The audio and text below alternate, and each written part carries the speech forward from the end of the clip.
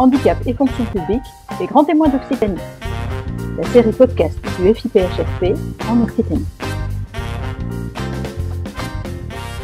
Bonjour à vous, nous poursuivons cette série de podcasts du Handipact Occitanie et nous accueillons aujourd'hui M. Frédéric Lacaze, chargé de mission handicap au sein de la ville et de la métropole de Toulouse. Je vous propose dans un premier temps, M. Lacaze, de vous présenter. Merci Pierre, je suis le chargé de mission handicap au sein de la DGRH, Direction générale des ressources humaines, plus exactement le pôle santé qualité de vie au travail de la mairie de Toulouse et de Toulouse Métropole depuis juin 2015.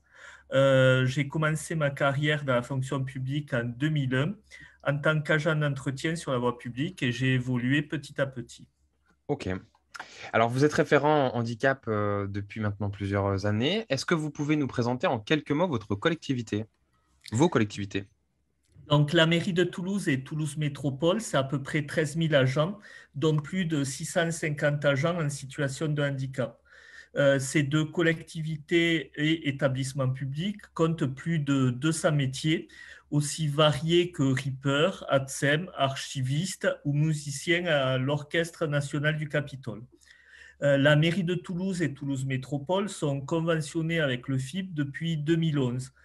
Actuellement, nous sommes à notre 3e conventionnement depuis janvier 2020 avec le Centre communal d'action sociale de Toulouse et le Centre toulousain des maisons de retraite. Donc, une antériorité et un degré de maturité sur le sujet du handicap assez important, avec finalement près de 10 ans de mise en œuvre de ces politiques handicap.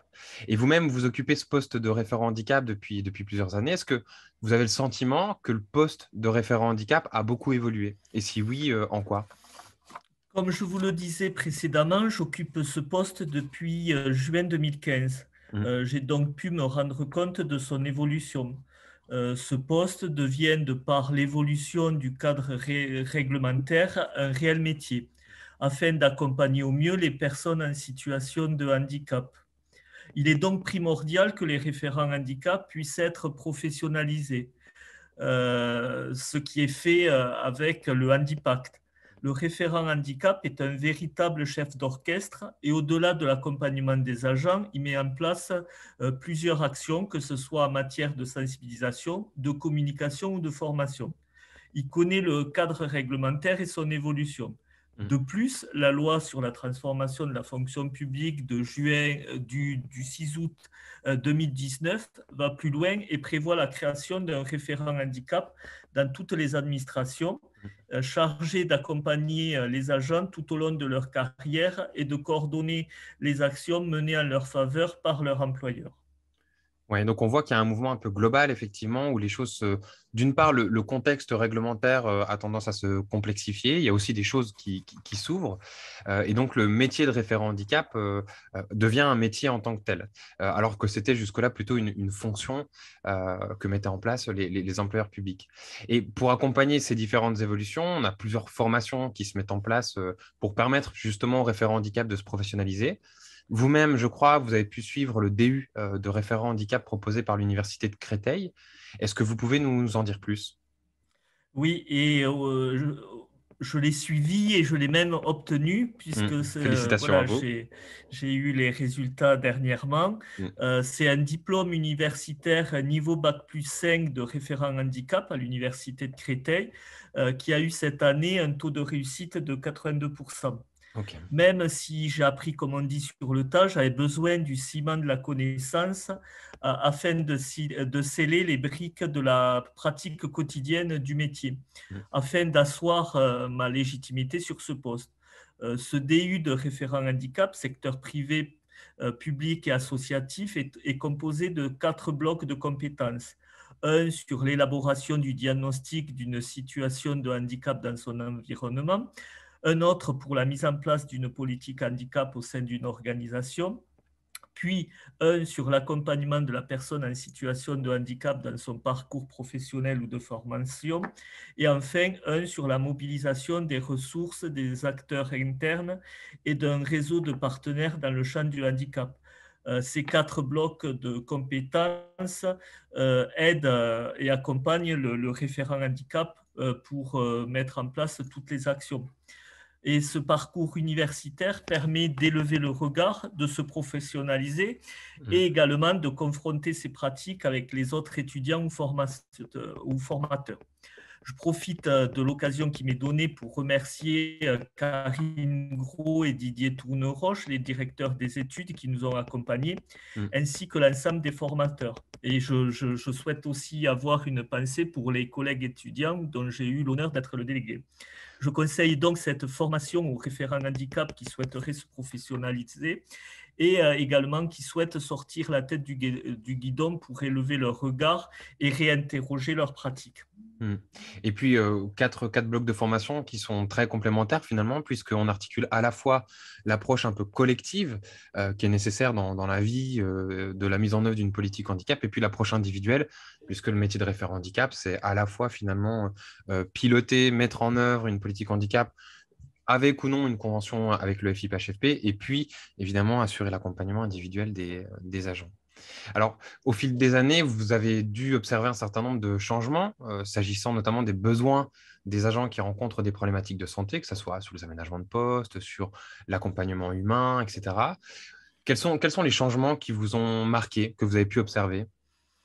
Comme je le disais, le cadre réglementaire a évolué et de plus en plus de personnes en situation de handicap sont recrutées par les entreprises privées ou publiques.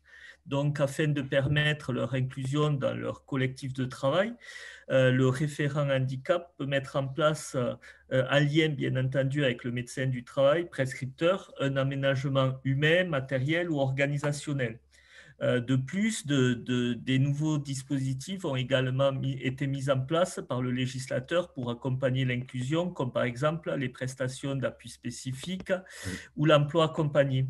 Donc, la prestation d'appui spécifique, appelée PASS, apporte un appui expert qui permet d'identifier précisément les conséquences du handicap au regard du projet professionnel de la personne et les moyens de le compenser. Et l'emploi accompagné, lui, permet pour les personnes en situation de handicap de permettre d'obtenir et de garder un emploi. Et sa mise en œuvre comprend un soutien et un accompagnement pour l'agent, mais également un appui et un accompagnement pour l'employeur. C'est des dispositifs que vous mobilisez régulièrement au sein de vos collectivités, ces nouveaux dispositifs? Oui, donc là, pour les prestations d'appui spécifiques, je suis en train d'en mobiliser deux, après avoir sensibilisé les médecins du travail à l'intérêt que ça pouvait avoir et pour l'agent et pour l'employeur, cette mise en place. Et l'emploi accompagné, que ça soit pour un recrutement ou pour l'accompagnement d'un apprenti ou pour le maintien dans l'emploi, c'est également un dispositif que nous mobilisons régulièrement. Oui, tout à fait. Et puis, c'est vrai qu'il y a aussi une ambition politique de développer le dispositif emploi accompagné qui existe depuis quelques mois, quelques années et qui voilà, n'a pas forcément été énormément mobilisé. Et là, il y a une vraie volonté d'ouvrir en tout cas le nombre de places possibles et d'accompagnement possible sur le territoire. Et c'est vrai que c'est intéressant que les employeurs publics se saisissent de ce dispositif qui jusque-là restait relativement méconnu. Donc, c'est effectivement intéressant que vous puissiez le mettre en évidence aujourd'hui. Oui, allez-y, je vous en Et de prie. plus, si je peux me permettre, par rapport à l'emploi accompagné, on parlait tout à l'heure du DU de référent handicap. Il y a un autre DU qui va s'ouvrir à l'université de Créteil. C'est justement pour l'emploi accompagné ou pour job coach. Donc, ça pourra également permettre de professionnaliser ce nouveau secteur qui est en pleine expansion. Oui, tout à fait. Alors, on évoque là les changements que vous avez pu observer depuis plusieurs années avec les dispositifs qui s'ouvrent, des besoins un peu nouveaux pour les agents. On sort d'une période un peu particulière. Alors, on est encore un petit peu dedans. Mais en tout cas, les 18 derniers mois ont été un peu particuliers voilà, du fait de la Covid-19.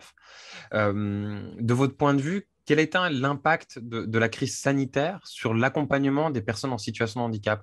Est-ce qu'il y a des nouveaux besoins qui sont apparus? Est-ce qu'il y a eu des modalités d'accompagnement un peu nouvelles à mettre en place?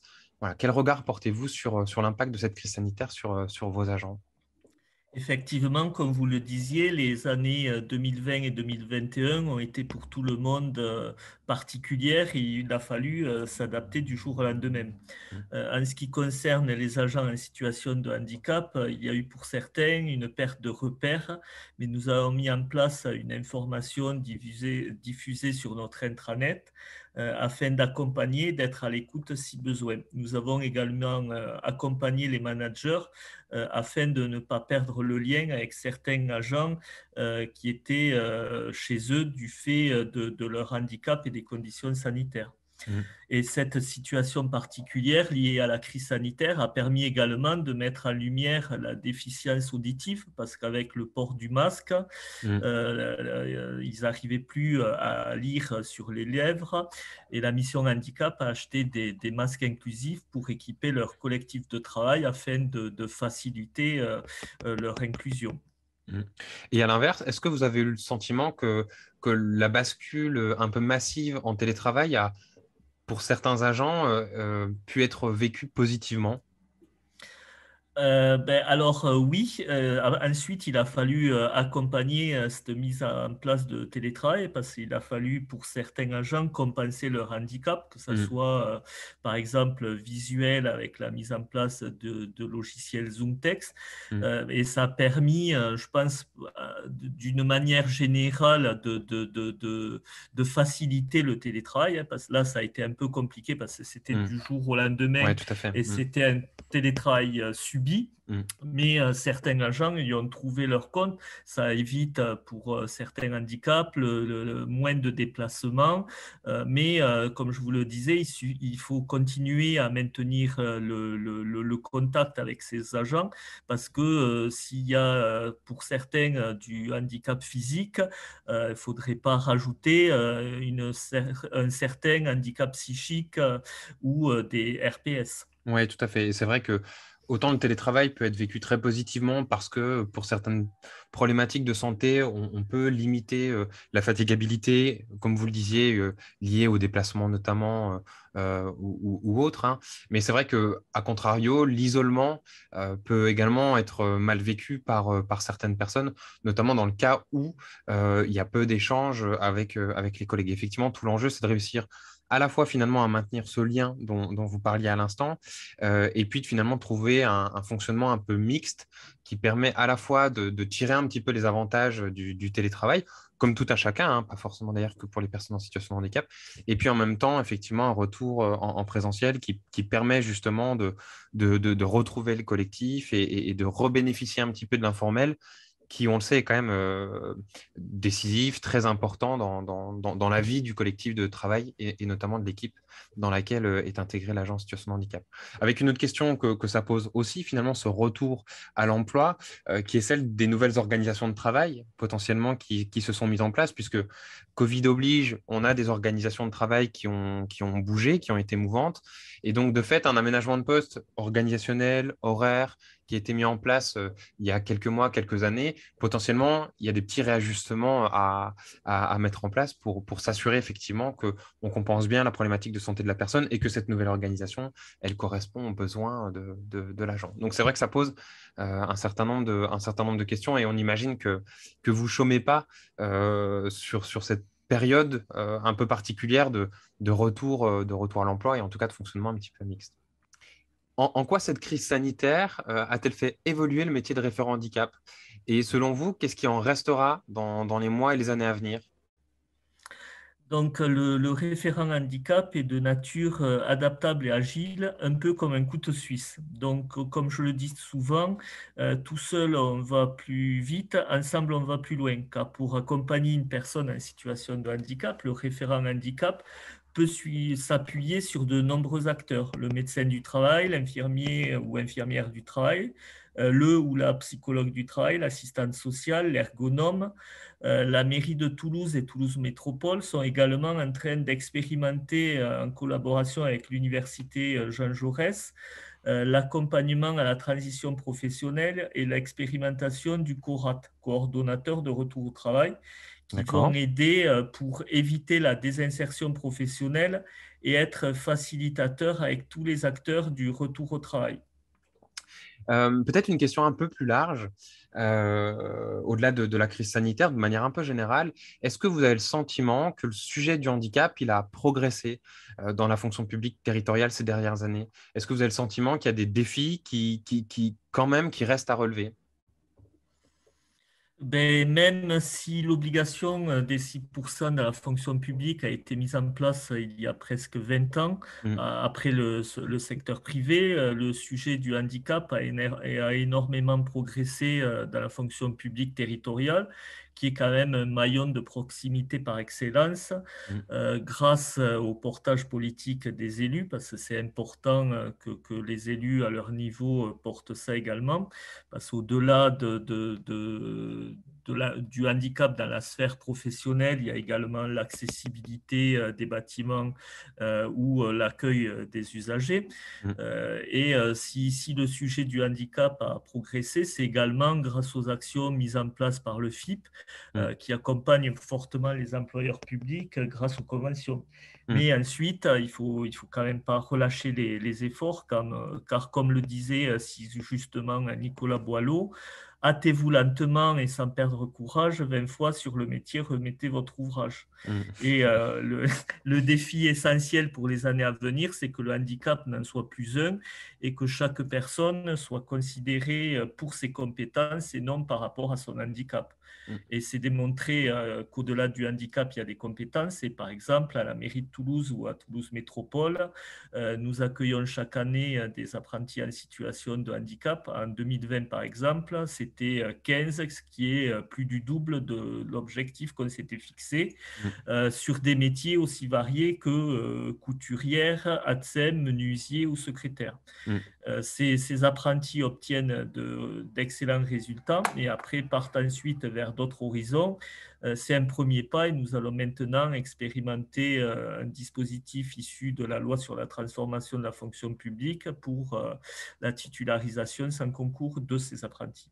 Oui, tout à fait, parce que c'est important qu'on puisse le rappeler, la loi de transformation de la fonction publique crée finalement de nouveaux dispositifs. Il y a des expérimentations qui sont conduites sur plusieurs sujets touchant le handicap et notamment effectivement la possibilité de titulariser les apprentis sans concours. Donc effectivement des possibilités nouvelles finalement qui s'offrent aussi aux employeurs publics en matière d'intégration et d'inclusion des personnes en situation de handicap. Peut-être une dernière question pour conclure. Quel conseil donneriez-vous à une collectivité qui souhaiterait débuter sur le sujet du handicap? Je lui dirais de foncer, car le handicap apporte beaucoup de richesses dans une organisation et le FIP, de plus, est là pour les aider et les accompagner. Et si nous voulons tous réussir ensemble l'inclusion, c'est toutes les collectivités, de la plus grosse à la plus petite, qui doivent s'investir sur la question du handicap. Eh bien, écoutez, merci beaucoup, Monsieur Lacaze, pour votre disponibilité et votre temps. Et à très bientôt. Retrouvez notre témoin du jour et toute la série podcast sur le site du Handipact Occitanie. À très bientôt.